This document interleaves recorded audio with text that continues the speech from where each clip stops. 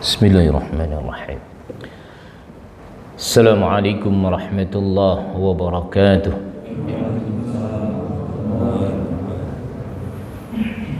Innal hamdalillah nahmaduhu wa nasta'inuhu wa nastaghfiruh wa na'udzu billahi min shururi anfusina wa min sayyiati a'malina.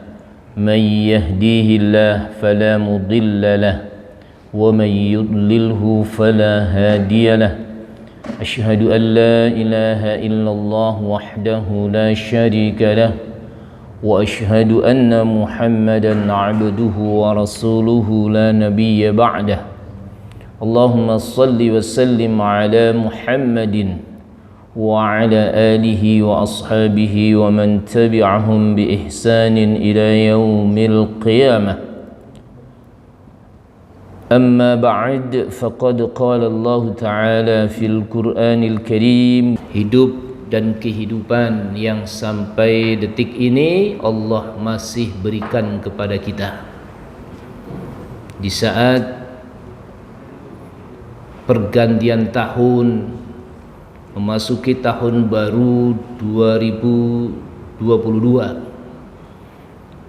banyak saudara-saudara kita yang sudah tidak bersama dengan kita lagi, apalagi saat COVID ya menerpa masyarakat kita. Hitungan hari ya, hitungan jam, banyak orang yang kemudian mengalami kematian. Mobil ambulan hitungan per jam begitu lewat dengan suara berdering. Pengumuman di masjid-masjid musola, lagi-lagi bahasanya innalillah. Di WA group menghiasi doa supaya sembuh dari sakit,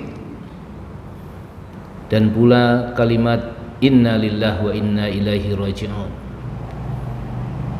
Dan mungkin jamaah kita juga sudah ada yang tidak bersama dengan kita lagi pada kesempatan ini. Di masjid saya kehilangan 6 orang ya. Dan kemudian yang terpapar begitu banyak. Nah, karena itulah bapak-bapak hadirin yang dirahmati Allah Subhanahu wa taala, memasuki awal tahun 2022 ini, mari kita tingkatkan rasa syukur kita kepada Allah Subhanahu wa taala dengan semakin meningkatkan amal soleh, amal ibadah kita, iman dan takwa kita kepada Allah Subhanahu wa taala. Karena hakikatnya dengan pergantian tahun, maka umur kita semakin bertambah. Ya, ada senior kita di sini, Pak Haji Sugiyarto, udah 80-an berapa beliau. Umur kita semakin bertambah. Namun di sisi lain, jatah umur kita semakin berkurang.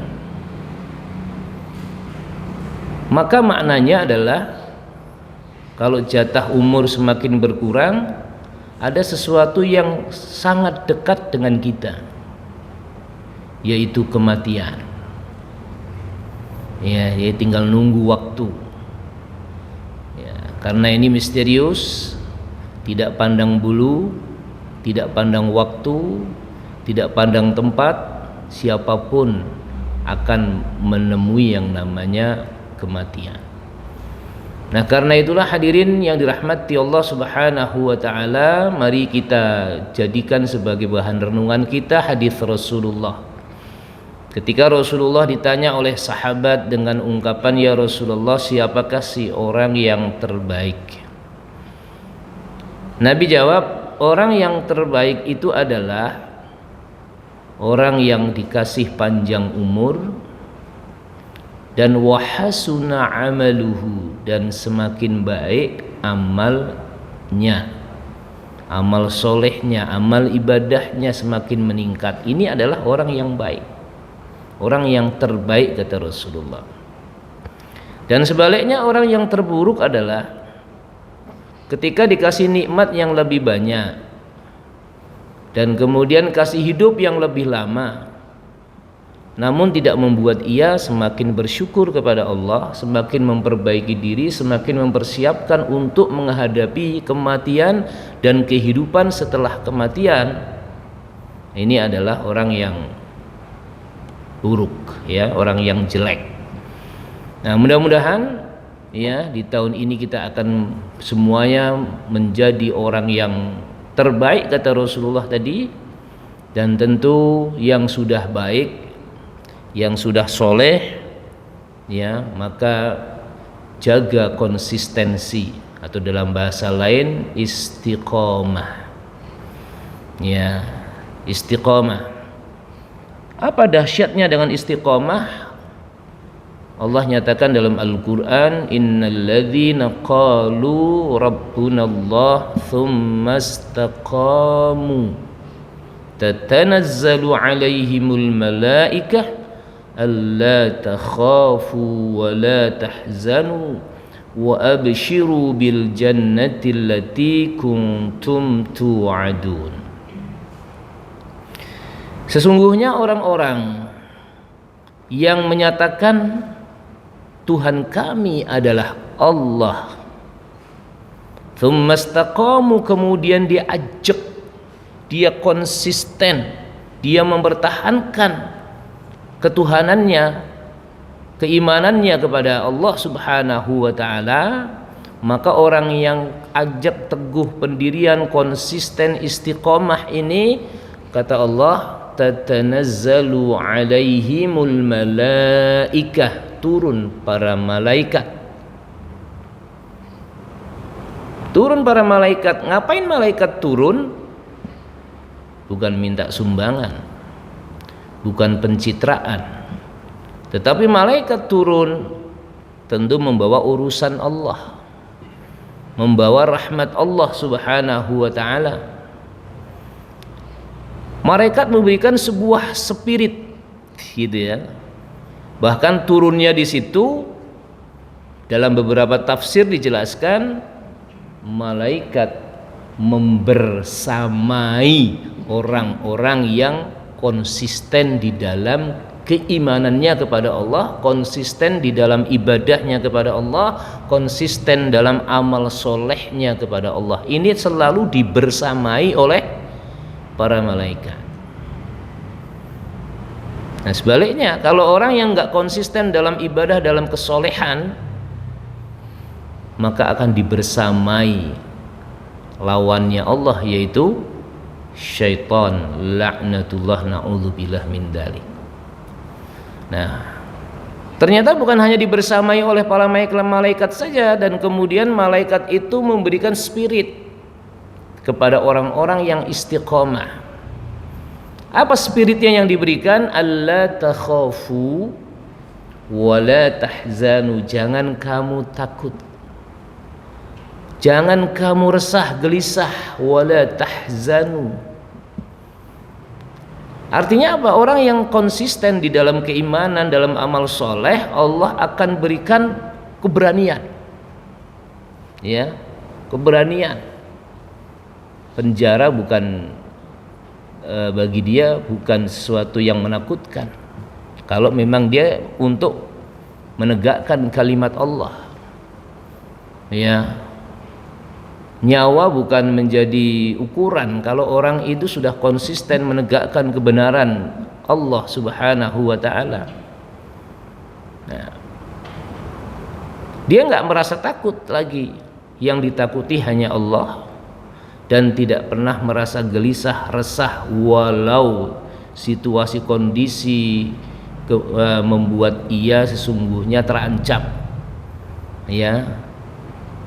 Dia diintimidasi, dia dibully, dia diperlakukan secara zalim, ya. Tidak ada kegelisahan. Nah, itu bagi orang-orang yang istiqomah. Itu di dunianya, dan kemudian bagaimana di akhirat orang yang konsisten di dalam keimanan itu? Wa abshiru bil jannah, berikan kabar gembira dengan surga, ya.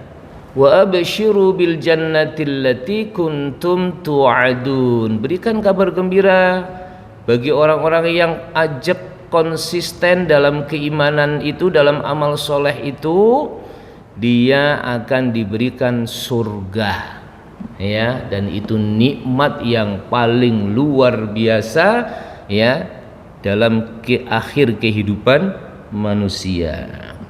Nah, Bapak-bapak hadirin yang dirahmati Allah Subhanahu wa taala, karena itulah dalam kesempatan yang singkat ini saya mengajak diri saya sendiri dan Bapak-bapak sekalian, mari kita konsisten di dalam keislaman kita. Ya, berusaha untuk menjadi muslim yang kafah. Ya ayyuhalladzina amanu dukhulu fis silmi kafah. Wahai orang-orang yang beriman, ya, masuklah kamu ke dalam Islam secara totalitas, menyeluruh. Jangan tebang pilih. Ya. Ayat ini diturunkan oleh Allah dalam beberapa tafsir. Ya. Ada satu kronologis. Latar belakang turunnya ayat ini ada satu peristiwa. Apa peristiwanya? Orang-orang Yahudi yang dia sudah masuk Islam, gitu ya. Namun dia masih ingin menjalankan tradisi keyahudiannya, ya, mengagung-agungkan dan membesar-besarkan hari Sabtu dengan berbagai ritualnya, dan bahkan di malam harinya dia memohon supaya bisa menjalankan Taurat. Padahal ketika sudah diturunkan Islam, Quran sebagai kitab sucinya, kitab suci Quran itu meluruskan ajaran-ajaran yang sebelumnya, gitu ya. Nah, ini masih minta, ini orang Yahudi yang kemudian sudah masuk Islam masih ingin melakukan kebiasaan-kebiasaan Yahudinya. Ya, akhirnya apa? Ya turun ayat ini, ya, kepada Rasulullah untuk disampaikan kepada orang-orang Yahudi itu, ya, masuklah ke dalam Islam secara totalitas, menyeluruh. Ya, kalau sudah Islam, ya ibadahnya Islam, akidahnya Islam, muamalahnya Islam, ya, akhlaknya Islam, cara bisnisnya Islam, jadi pemimpin juga menjadi orang Islam atau menjalankan aturan-aturan Islam, ya, dan kemudian menjadi apapun, profesi apapun, Islam jangan ditinggal. Trennya kan begitu, ketika lagi naik daun, produktif, dan kemudian pasti punya jabatan strategis, sering Islamnya ditinggal. Ya, begitu sudah pensiun, ya, atau mendekati pensiun, ya udah mulai, ya, mendekat ke masjid, ya, kemudian menjadi orang yang soleh. Ya, alhamdulillah itu masih bagus. Namun alangkah lebih bagusnya ketika saat-saat dia memiliki pengaruh, memiliki kekuatan, memiliki amanah jabatan yang strategis, ketika Islam dibawa ini, masya Allah, ya. Jadi luar biasa, karena jabatannya maka kemudian banyak orang yang kemudian disadarkan, karena ilmunya, ya, maka banyak orang yang tercerahkan, karena hartanya maka banyak orang yang kemudian, ya, diselamatkan, ya, dari keterpurukan, ya, bahkan, ya, karena jabatannya maka kemudian, ya, melahirkan aturan-aturan perundang-undangan yang kemudian, ya, menjadikan Islam menjadi semarak ini, masya Allah, ya. Nah, Bapak-bapak hadirin yang dirahmati Allah Subhanahu wa taala, ini kata kunci kita bahwa memasuki tahun 2002 itu mari kita berislam secara kafah dari berbagai macam aspek kehidupan kita. Nah, salah satu yang menjadi tema kita pada kesempatan kajian-kajian akhir ini adalah fikih muamalah. Maka mari kita bermuamalah secara secara Islam. Dan kajian kita ini belum selesai ya, masih panjang ya. Dan pada pagi hari ini saya akan sedikit menyampaikan tentang ya pertanyaan-pertanyaan sebelumnya ya, yang belum saatnya saya sampaikan. Sudah ada yang bertanya ya terkait dengan ya jual beli tidak cash, jual beli tidak kontan, jual beli kredit gitu kan. Dan ini lagi tren ya, semuanya kredit gitu kan, beli rumah kredit, beli mobil kredit gitu kan ya. Bahkan melamar istri juga ada yang kredit gitu ya, ya. Ada nggak Pak Haji ya? Ya, nah Bapak-bapak hadirin yang dirahmati Allah Subhanahu wa taala, ini sangat tren sekali sehingga orang banyak bersemangat ya tentang jual beli kredit atau hutang piutang itu. Sampai ada di masyarakat kita ini sebagian orang ya yang memiliki semangat dan kesabaran yang tinggi. Semangat dan kesabaran yang tinggi. Kok begitu? Iya, semangat ketika mau meminjam, sabar ketika mengembalikan ya. Akhirnya ya amanah yang nggak tertunaikan. Kalau mau minjem semangatnya luar biasa ya Pak. Nah kemudian begitu mau mengembalikan sabarnya luar biasa ya. Kadang-kadang ditagih dia yang lebih galak lagi. Nah ini bukan karakter Islam gitu ya.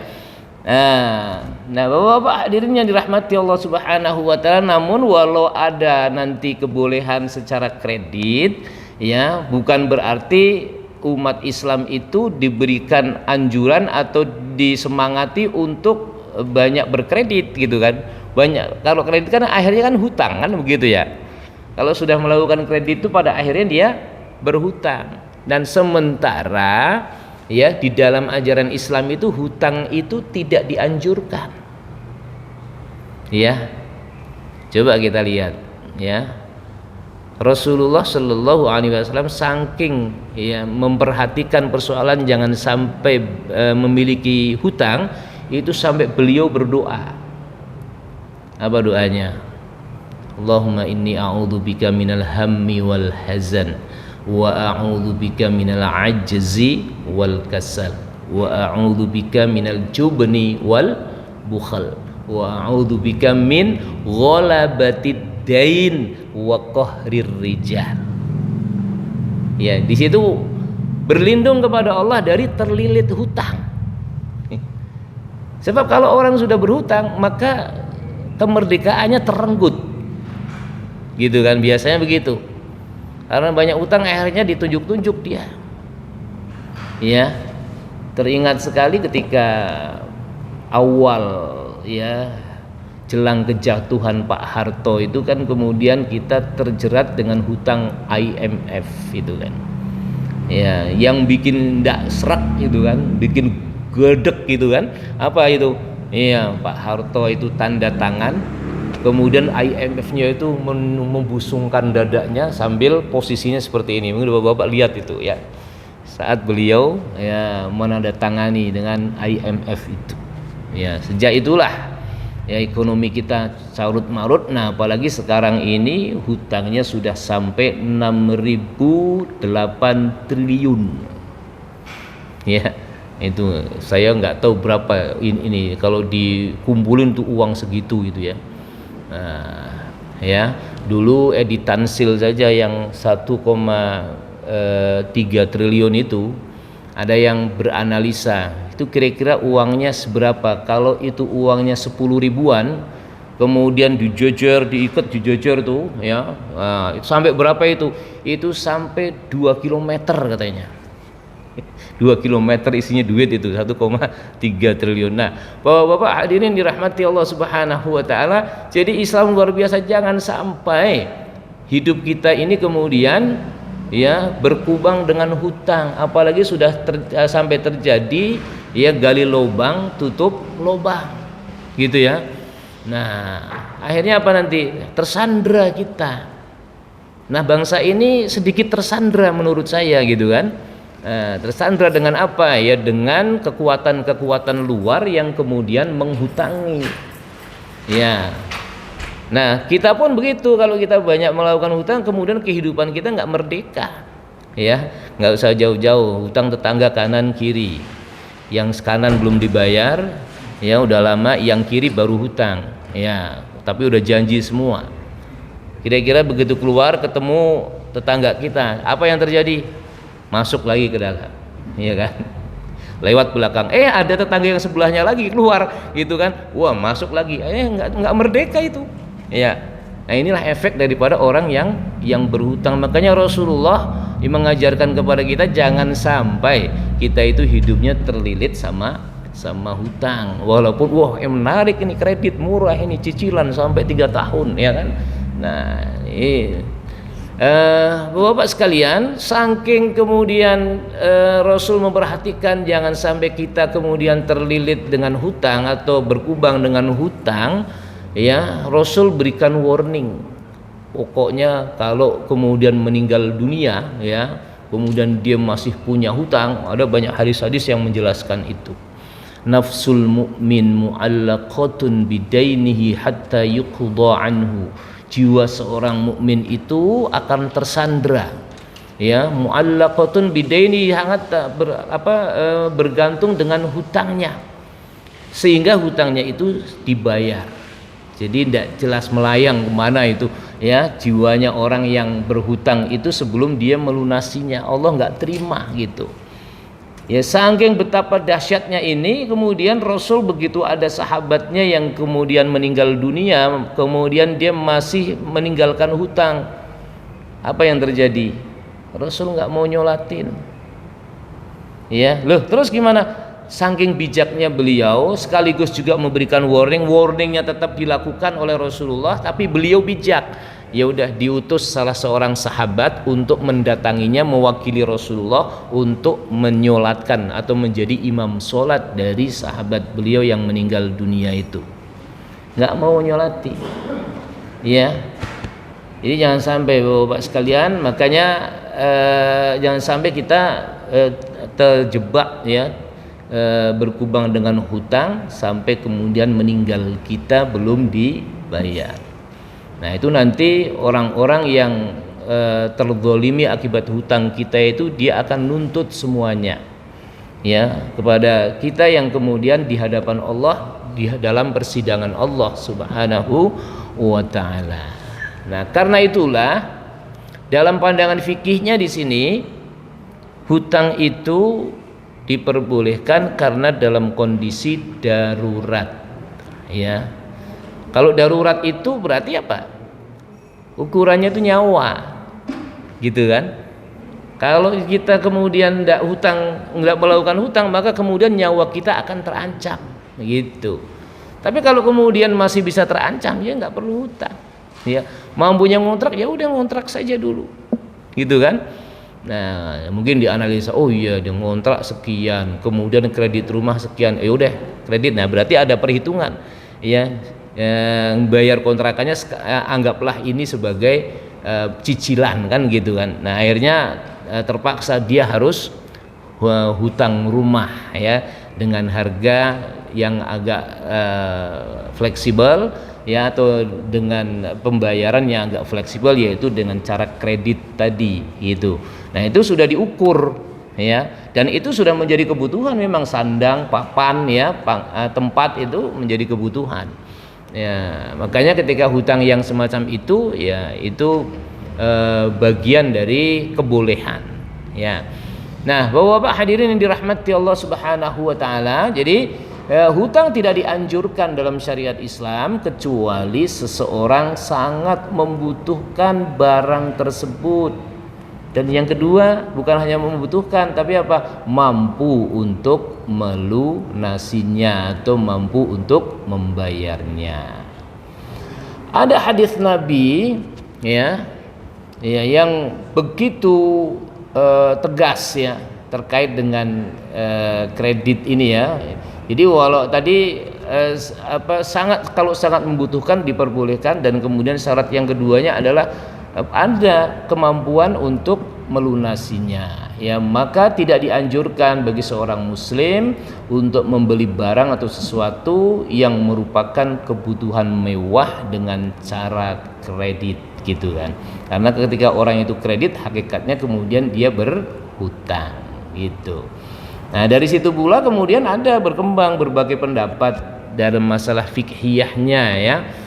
Termasuk ada yang namanya arisan. Gimana arisan? Sebagian juga mengatakan arisan sebaiknya dihindari. Kenapa? Kalau dia sudah dapat duluan berarti ya dapat duluan itu berarti kalau 1 tahun ya dia hutang nanti selama 11 bulan ya. Nah, atas dasar itu maka kemudian ada ulama yang berhati-hati supaya tidak terjebak dalam hutang, arisan pun dia tidak membolehkan. Ya. Nah, tapi ada faktor-faktor kehati-hatian tadi. Ya, karena ini persoalan fikih tentu perdebatan terjadi, ada yang membolehkan, ada yang tidak. Nah, dibolehkan selama itu kemudian ya kita bisa tepat janji ya dan kemudian tidak menjadi hutang bagi kita.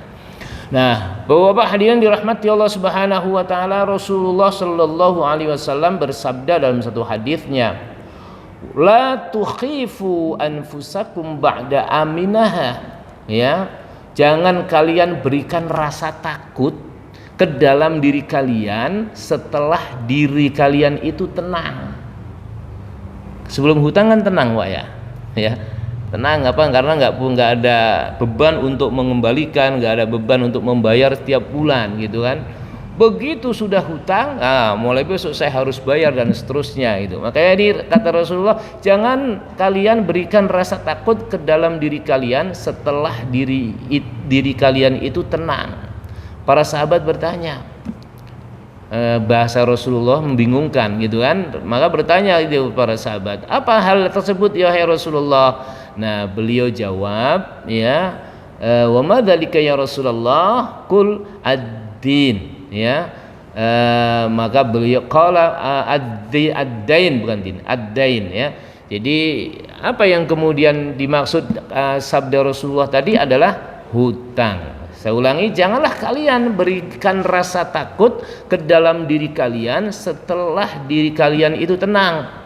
Para sahabat bertanya, apa hal tersebut ya Rasulullah? Beliau bersabda, hutang. Ya, jadi hakikatnya orang yang berhutang akan membuat dirinya tidak tenang, nyaman. Apalagi tadi udah di awal kita katakan bahwa nyawa manusia itu misterius ya. Nah, saatnya meninggal dunia masih punya hutang, ya kesian ahli warisnya kan gitu ya. Bukan hanya ahli warisnya saja, nanti dirinya ketika di akhirat kalau hutang itu enggak sempat terlunasi. Nah, berikutnya Bapak sekalian, bolehnya beli jual atau jual beli kredit angsuran itu ya, ini ada beberapa penjelasan ya. Harga angsuran lebih mahal dari harga tunai itu so pasti ya, pasti seperti itu ya, karena ada resiko yang harus ditanggung orang yang menghutangi, orang yang mengkreditkan itu. Nah, Rasulullah Shallallahu Alaihi Wasallam memerintahkan Abdullah Amru bin Al-As untuk mempersiapkan suatu pasukan. Sedangkan kita tidak memiliki onta tunggangan, kata ini sahabat beliau. Maka Nabi Shallallahu Alaihi Wasallam memerintahkanku, kata Amr bin As ya, memerintahkanku untuk apa? Untuk membeli tunggangan dengan pembayaran ditunda atau tidak tunai hingga datang saatnya penarikan zakat. Nah, ceritanya Nabi pernah memberikan instruksi untuk membeli unta tetapi tidak dibayar cash ya, tidak dibayar cash berarti ya tidak tunai kan begitu ya. Nah, ya berarti bisa kredit ya hingga datang saatnya penarikan zakat. Nah, karena zakat ini sebagai sumber pembayaran, sumber dana umat Islam gitu ya. Nah, pada zakatnya datang, zakatnya udah penarikan zakat sudah mulai, maka kemudian dibayarlah itu untaknya yang dihutang itu. Nah, Nabi hutang tadi ya, unta itu karena kebutuhan. Ya, tadi disebutkan kan Rasulullah memerintahkan Amr bin As mempersiapkan satu pasukan, sedangkan kita tidak memiliki unta tunggangan. Ya, maka unta tunggangan itu keberadaannya sangat penting. Ya, maka Rasulullah melakukan transaksi jual beli ya yang tidak kontan tadi dilakukan karena belum ada duitnya. Ya, kalau tunggangan itu atau unta zaman dulu fungsinya sebagai alat transportasi, kalau sekarang ya bisa motor, bisa mobil lah begitu ya. Nah, kalau dulu kan unta, sekarang bisa jadi Toyota gitu kan. Nah, Bapak-bapak hadirin dirahmati Allah Subhanahu wa taala, maka Abdullah bin Amr bin As yang diperintahkan oleh Rasulullah tadi ya, seperintah Rasulullah sallallahu alaihi wasallam membeli seekor unta ya dengan harga 2 ekor unta, 2 kali lipat harganya. Kenapa? Karena tidak cash ya, yang akan dibayarkan ketika telah tiba saat penarikan zakat. Jadi karena dibayar tempo ndak cash itu kemudian harganya 2 kali lipat, itu pernah terjadi masa Rasulullah dan Rasulullah bertransaksi dengan itu ya. Hadis ini menurut Muhammad Nasiruddin Albani dikatakan sebagai hadis yang baik, hadis hasan ya.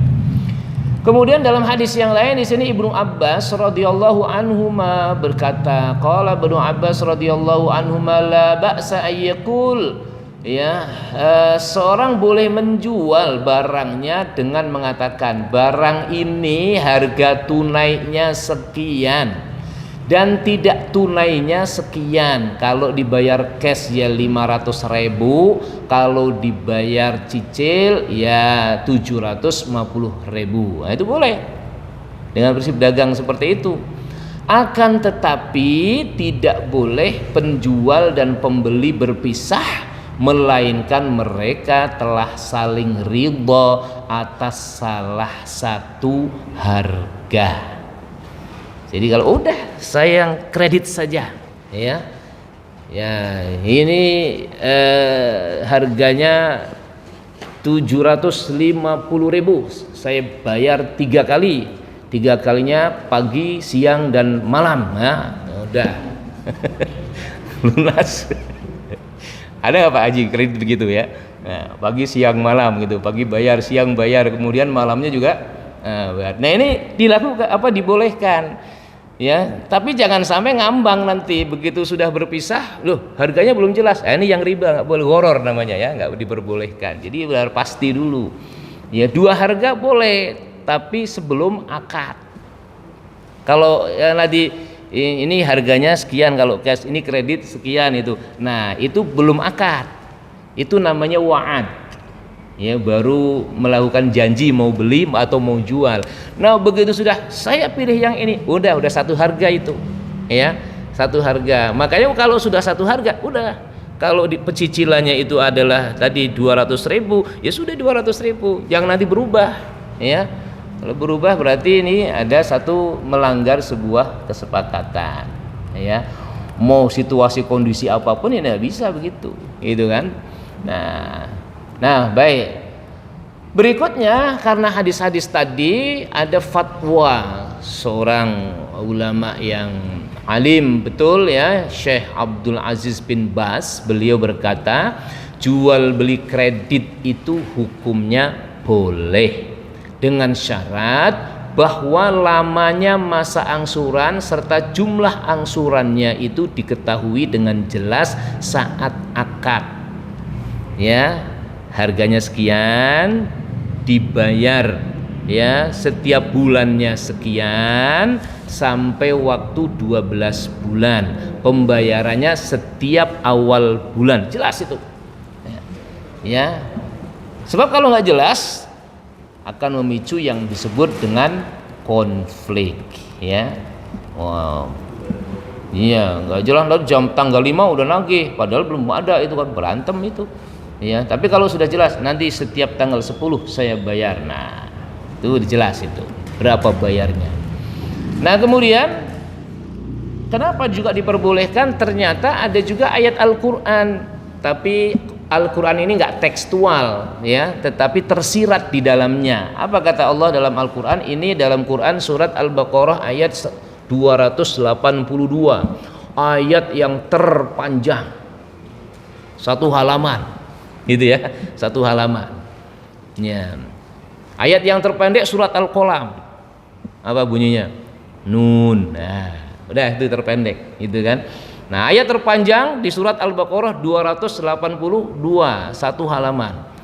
Ya ayyuhalladzina amanu idza tadayantum bidainin ila ajalin musamman faktubuh. Wahai orang-orang yang beriman, apabila kamu bermuamalah, tadayantum ya, bermuamalah secara tidak tunai, ila ajalim musamma, secara tidak tunai untuk waktu yang ditentukan gitu ya. Nah, faktubuh, maka catatlah gitu. Nah, jadi kan Quran menjelaskan ada ila ajalim musamma ya, ada muamalah, transaksi jual beli hutang piutang yang tidak dilakukan secara tidak secara tunai ya. Tadi ila ajalim musamman, sampai waktu yang telah diketahui atau yang telah ditentukan ya. Maka kuncinya di sini supaya apa? Faktubu, catat. Luar biasa. Sampai hal yang terkait dengan bisnis pun Islam mengatur gitu ya. Nah, jalan agama yang lain kita nggak tahu kayak begini ya. Ini Islam luar biasa ya, sampai diatur sedemikian rupa ya. Nah, dicoba dibaca itu sampai panduannya itu sampai satu halaman ya, satu halaman ini masalah utang piutang itu. Sampai harus nanti ada saksi gitu kan, harus ada yang mencatat. Kalau nggak ada yang mencatat, nggak mampu menulis, didiktekan ya. Orang lain suruh menulis sampai seperti itu, supaya apa? Tidak terjadi memutus persaudaraan dikarenakan transaksi berbisnis ya. Nah, kemudian ada pula hadis Nabi Shallallahu Alaihi Wasallam, Rasulullah Shallallahu Alaihi Wasallam membeli sebagian bahan makanan dari seorang Yahudi dengan pembayaran di hutang, dan beliau menggadaikan perisai beliau kepadanya. Nah, ini ada dua hal yang perlu kita sorot dalam hadis ini, muttafaqun alaih. Nabi bertransaksi dengan orang Yahudi. Padahal Bapak-bapak tahu kan ya, orang Yahudi itu kira-kira berhubungan dengan riba nggak? Iya, iya. Cara bisnis dia kotor gitu, ya. Cara bisnis dia kotor, tapi Rasulullah masih bertransaksi dengan dia. Caranya gimana? Tentu dengan cara-cara yang Islam gitu kan.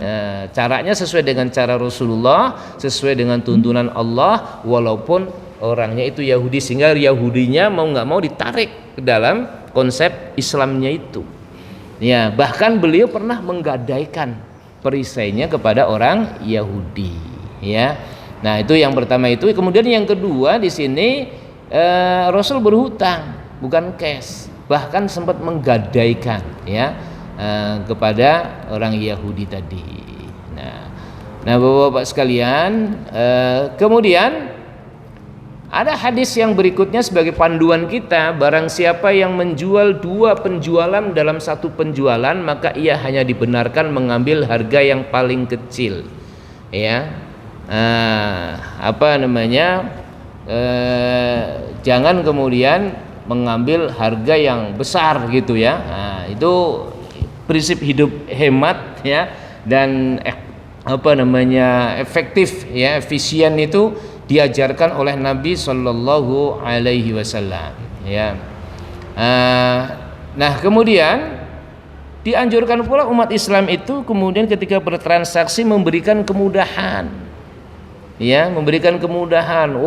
Salah satunya begini, kalau berikan kemudahan itu, kalau beli di sana Masya Allah pelayanannya bagus, harganya juga ya lebih miring. Kalau bisa begitu cakep itu ya. Namun sekiranya mengalami kesulitan para pedagang yang semacam itu ya, kayak gini umumnya kita punya 212 katakanlah, manajemennya masih acak-acakan umumnya ya, atau koperasi masjid masih acak-acakan, manajemennya harganya juga nggak bersaing, lebih mahal gitu, karena memang sulitnya bersaing dengan sistem yang sekarang ini yang sudah dikuasai oleh mereka gitu kan. Nah, umat harus muncul kesadaran jihadnya, jihad ekonomi. Tidak apa-apa, saya beli di sini lebih mahal Rp1.000, tetapi keuntungan dari Rp1.000 itu nanti akan kembali ke masjid, akan masuk ke kotak amal masjid, akan masuk ke santunan dan seterusnya. Tapi kalau kemudian menguntungkan mereka, kira-kira kembali ke masjid enggak?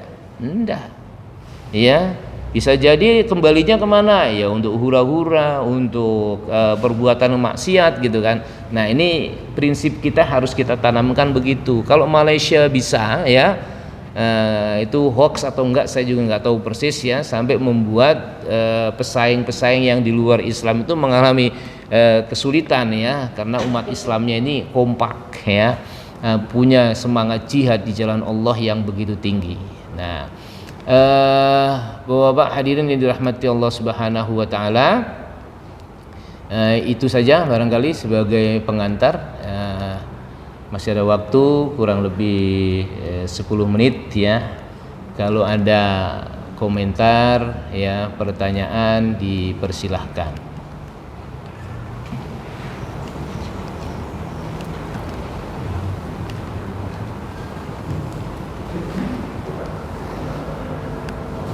Baik, Mas Bret, yang dengan pertanyaan baik di dalam ibadah. Silakan. Semangat pagi belajar begitu. Enggak. Silakan. Waalaikumsalam warahmatullahi.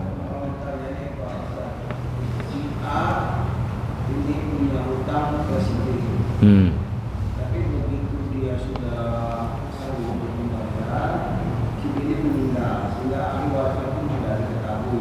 Mana nih cuma mereka ini sedangkan itu membayar siapa? Tapi si ini sudah meninggal dan ahli warisnya Kolektif aja ya. di mana? Ya, boleh. Waalaikumsalam warahmatullahi wabarakatuh. Ya, berikutnya ada lagi biar saya langsung. Assalamualaikum warahmatullahi wabarakatuh. Waalaikumsalam warahmatullahi wabarakatuh.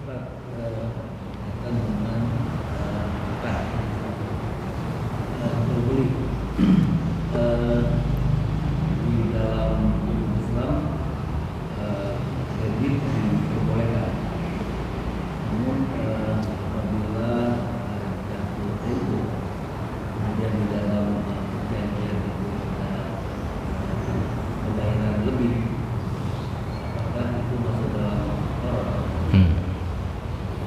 Satu lagi Pak, Ya. terkait dengan aktivitas memang seperti yang saya katakan, orang berutang memang lebih cepat daripada membayar nasabah. Ada nggak batasan seorang itu yang bukan mengumpulkan orang dengan jangka waktu yang tidak ditentukan oleh yang berutang saja? Terima kasih. Assalamualaikum warahmatullahi wabarakatuh. Waalaikumsalam warahmatullahi wabarakatuh. Pertanyaan pertama dari Pak Haji bahwa orang berhutang ya, kemudian sampai dia meninggal dunia gitu kan ya, dan kemudian setelah meninggal dunia hutang itu belum terbayar, tadi termasuk warningnya dari Nabi, jangan sampai itu terjadi ya. Makanya ahli waris yang mewarisi hutang itu harus sayang sama orang tuanya ya, harus dibayar itu ya. Makanya banyak nih hadis-hadis yang menjelaskan ke, ya Rasulullah, orang tuaku telah meninggal dunia, apa yang bisa saya lakukan untuk dia? Hutang bayar ya. Kalau punya uang kemudian sedekah atas nama dia gitu kan, itu dalam hadis riwayat Ahmad disebut gitu ya. Nah, jadi kalau kemudian itu tidak terbayarkan, nasib orang tua yang meninggal dunia ini kesian ya. Nah, tapi kalau kemudian dia sudah tapi ada berniat untuk membayar gitu Pak ya. Nah, terus Apa tadi? Dia membayar tapi begitu yang kita mau bayarkan itu orang sudah nggak ada. Oh iya, orang nggak ada. Nah, orang yang nggak ada itu berarti ada ahli warisnya. Justru mungkin ahli warisnya tidak diketahui ya. Nah ini bagaimana proses Ahli warisnya kenapa? ahli waris yang kita pinjam itu tidak diketahui. Nggak diketahui. Ya, ya, ya. Nah, Bapak-bapak sekalian, ya ahli warisnya juga tidak diketahui. Nah, jadi tentu diproses dicari sampai kemudian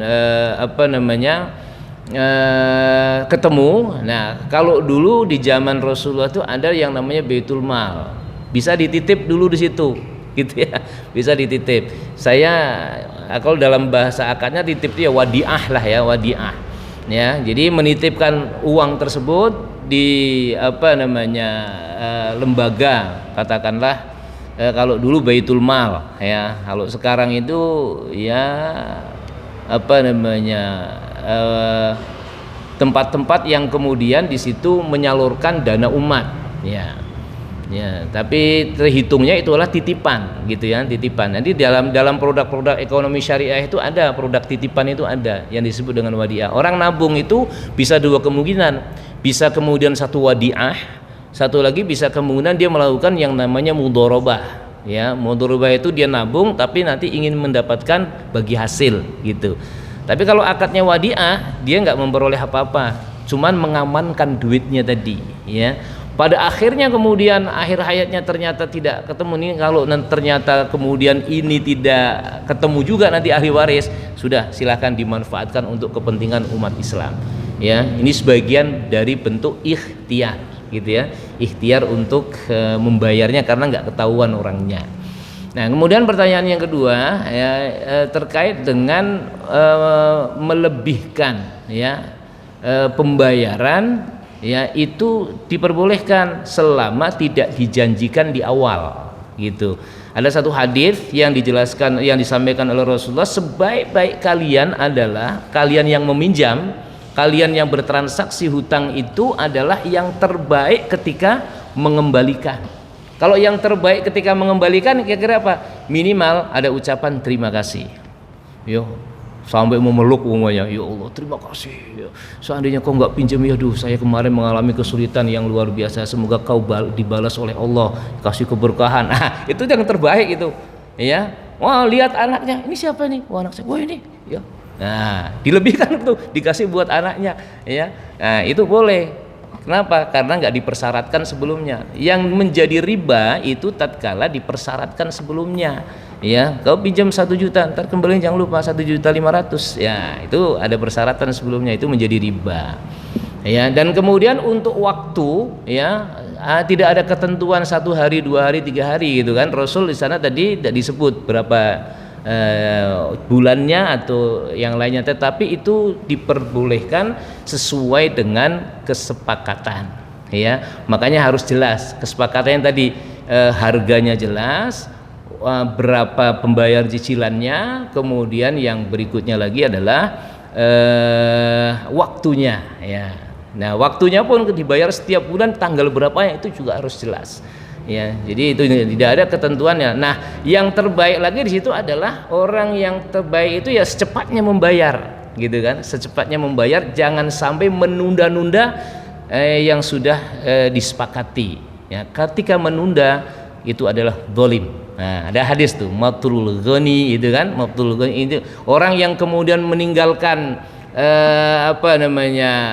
menunda hutangnya, itu adalah zulmun ya, termasuk perbuatan yang zalim gitu ya, yang zalim. Nah, makanya hati-hati jangan sampai kita dalam bertransaksi itu terjadi kezaliman atau kita menzalimi saudara kita. Jangan kayak tadi ya, orang kredit ini ya, dia bersemangat dan bersabar. Semangat minjem, sabar ngembaliin. Aduh, kacau yang begini nih ya. Jangan sampai ada di jamaah kita toba yang sudah ngaji dan seterusnya itu ya, kalau sudah ibadahnya mantep bagus gitu kan, muamalahnya juga harus bagus gitu ya. Insyaallah itu akan menjadi nilai tambah bagi kita di sisi Allah Subhanahu wa taala. Wallahu a'lam bissawab. Sampai di sini, jika ada pertanyaan-pertanyaan tambahan boleh chat ya Saya ada di grup Al Ihsan ya kalau memang ada terkait dengan ini yang kita bahas. Kurang lebihnya mohon maaf karena sudah masuk waktu syuruk, takut kelewatan ya. Akhirnya mari kita akhiri ya. Saya ucapkan terima kasih dan mohon maaf atas segala kekurangan dan khilafan. Hadanallahu iyyakum ajma'in, nasrum minallah wa fathun qarib wa basyiril mu'minin wallahul muwafiq ila aqwamit thariq. Assalamualaikum warahmatullahi wabarakatuh.